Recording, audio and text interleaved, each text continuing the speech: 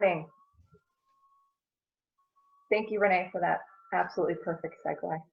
And I would like us to try to hold that as I talk through this, because Renee has that vision of what it feels like and what it looks like. And I'm going to talk a little bit about the pieces of what it doesn't look like so we can remember what it looks like. So if we can try to hold that through this, it would be a good thing. So what I'm going to talk about today is truth. And the title of this is What is Truth? And I tend to ask some pretty big questions. And what happens when we ask pretty big questions is we get pretty big answers. And when we're getting pretty big answers from source, sometimes it takes a couple minutes, a couple days, or even years to find the truth in it, the source truth in it. So one of the answers to my question was, the truth is in bubbles. I'll say it again, bubbles. Each a single one, and the entire tub filled with bubbles is also a whole truth, a whole other truth.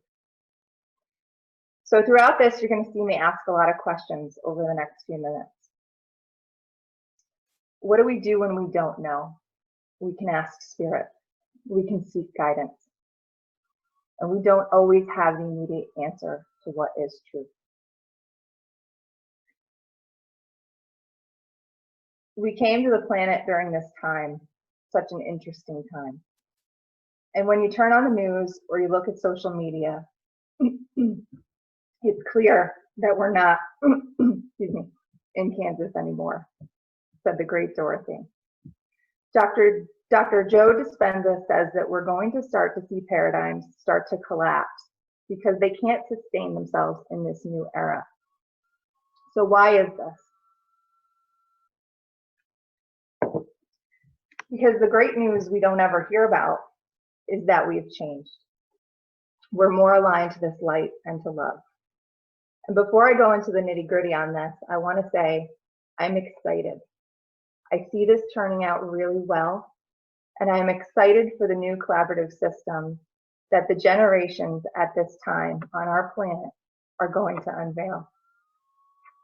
But before that happens, there are pieces that need to be worked through. We are inundated with information in this information age like never before. It's overwhelming and sometimes it's devastating. As all things are like, there are pros and cons to having access to so much information. Truth cannot be hidden when all of the information is available. It's coming to us constantly.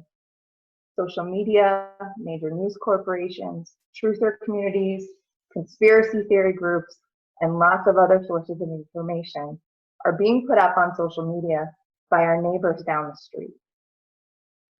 It's important to be informed, some might say.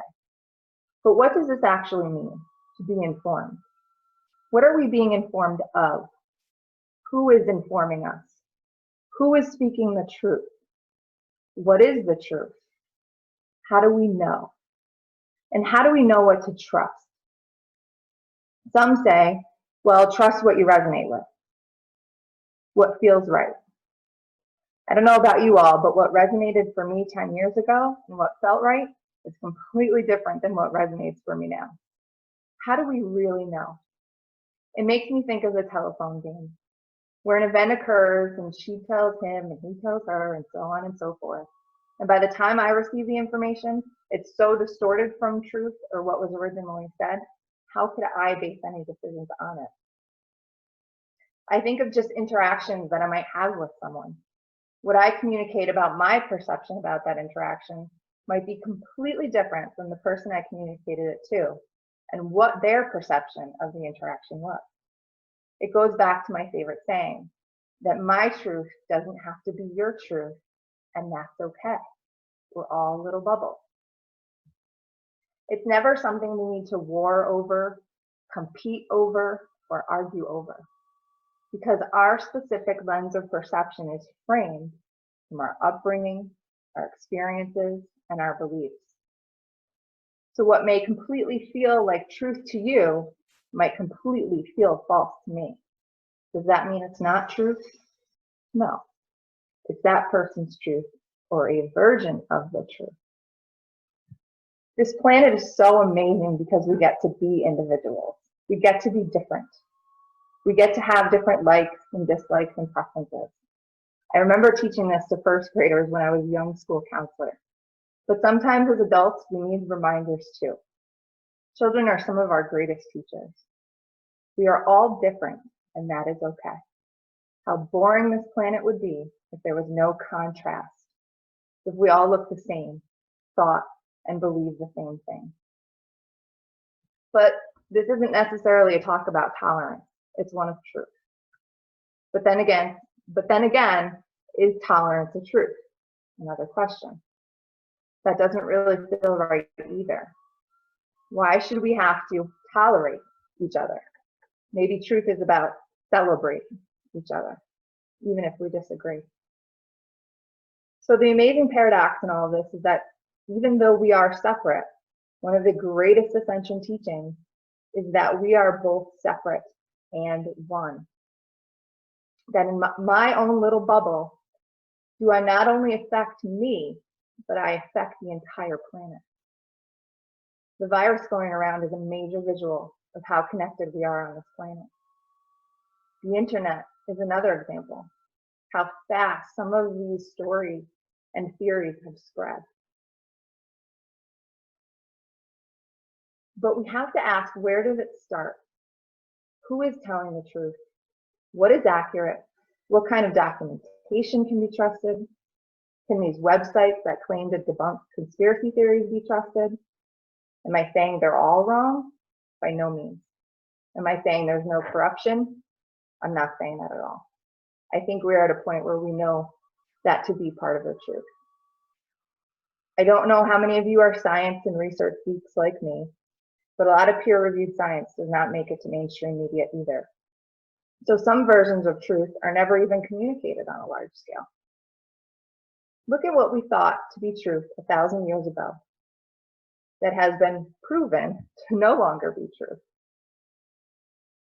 So why am I talking about all of this, especially these aspects that continually push our buttons? We're approaching a time in history where we're going to be given the opportunity to show our mastery of love. I've seen a lot of evidence that we are ready, especially in this last month. Discernment, observation, and grace are more important now than ever before. We are going to have false knowledge thrown at us like never before, trying to find where truth is. And what do we do about some of these old paradigms? What do we do when one side serves a completely different agenda than the other side? What do we do when the side I'm aligned to is the absolute opposite side of my friend or family member? What is the truth here when we see ourselves so divided on topics that we are arguing and fighting with each other? What if I said there are no sides, that we are one planet, one humanity, who all wants the same thing? That it isn't us versus them, it's just us. It's just us, with lots of versions of the truth. Are we chess pieces on a chessboard trying to battle the other side to win? Or are we sovereign human beings who just all want our family and our friends to be safe, fed, clothed, and happy in a free society? But when I'm so far on the left side of the wing, and my brother's so far on the right side of the wing, how are we ever going to fly? It's not about competition. It's about coming together in cooperation, compromise. It's not about division. It's about unity and collaboration. It's not a game. It's our being and our livelihood. It's our future. It's the future of our children and our grandchildren. Fighting conflict wars because my truth isn't yours, it serves no one and nothing. We are past that. We are better than that. We are now stronger than that and more loving than that. So what do we do? All these questions. As a collective, we can either destroy or we can create. We always have this choice. We can feed the disharmony and conflict, or we can spread harmony and peace. We can help our sick neighbor and donate food to the churches and food banks so they can support families who have been laid off or in poverty. We can promote peaceful change. We can offer an ear to someone struggling. We can make an impact in our own immediate circles of influence. If we all build, create, and make a difference where we have the influence to, it will come together. We can send love out like confetti everywhere. Pray, envision the world how you want to see it. What does paradise look like? What does it sound like, smell like, and feel like? The law of attraction works on a grand scale too. Buckminster Fuller said, "Never change things by fighting the existing reality. To change something, build a new model that makes the existing model obsolete."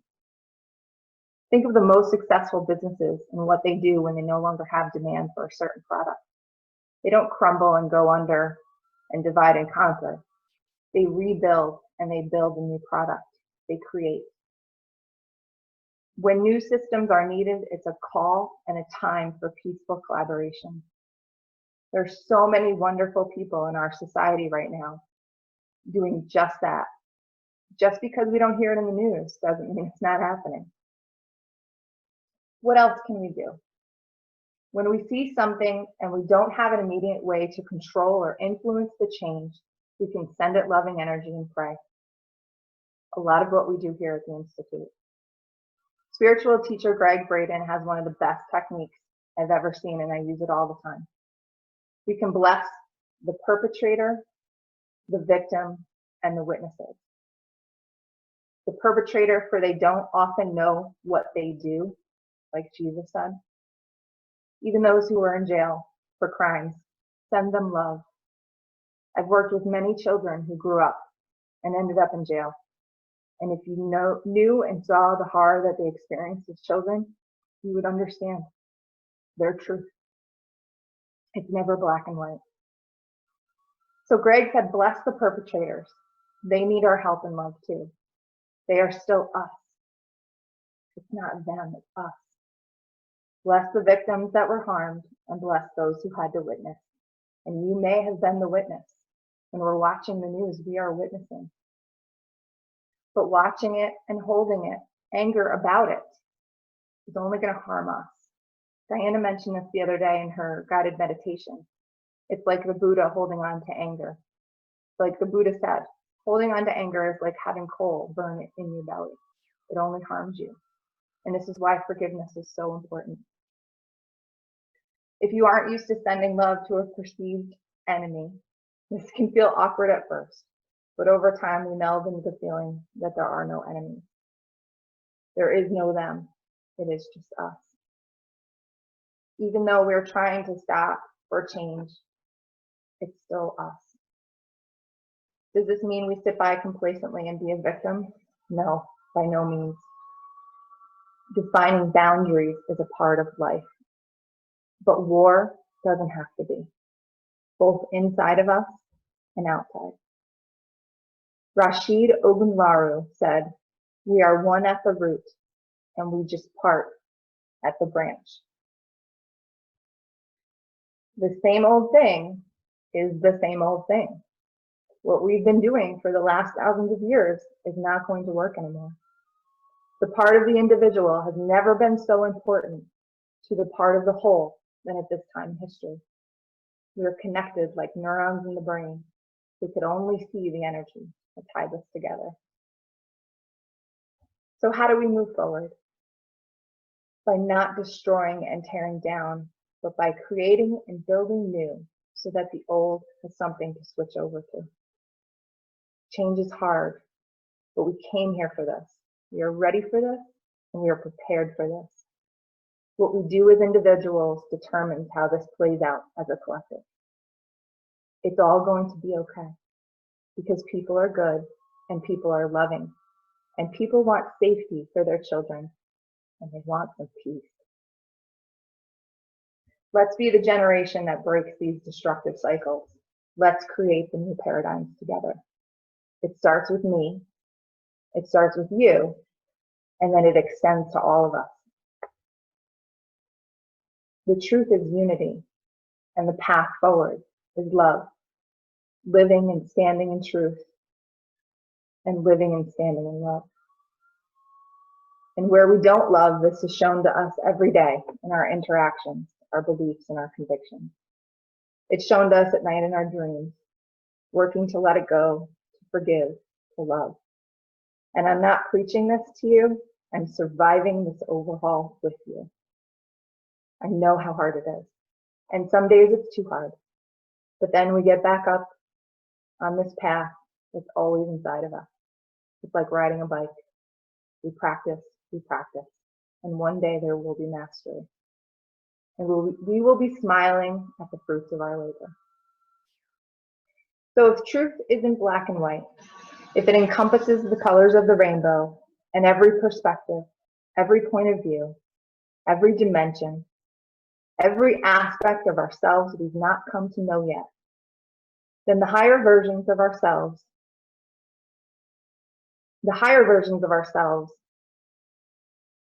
the truth becomes infinite. Infinite potentials and realities, probabilities. And I feel like we're on our way here to some infinite intelligence, the ultimate truth, consciousness. The one mind fractaling off into 7 billion minds. Our perceived separation is what makes us feel that there are 7 billion different truths that we feel we have to contend with. But in our unity, it is all one truth. The truth of unity, which is the truth of love. When we rise above the illusion of separation is where harmony lies, collaboration, unity consciousness, the good of all. The paradox of truth, that we are separate, yet we are one. Our declaration of principles at the Institute for Spiritual Development. There are 3 I want to highlight when it comes to this. The first one that we just came to, we believe in infinite intelligence. We affirm the unity of all life everywhere. And the one that fits so well with this is we affirm the divine right of each individual to seek the truth in accordance with their consciousness. And that living in harmony with that truth defines true spirituality. Love, an aspect of creation that is so underestimated. So often, like in times like these, we give credence to fear and the need to be protected from harm, that often the light cannot sometimes reach us when we're so constricted. When we open our hearts and slow the mind, we come into a space of creation, a space of truth, the place where we know we are not separate. Our salvation is not going to come from someone out there, from something outside of us. It's going to come from within us. We got this. The divine in me sees the divine in you, and the truth in me sees the truth in you. Thank you.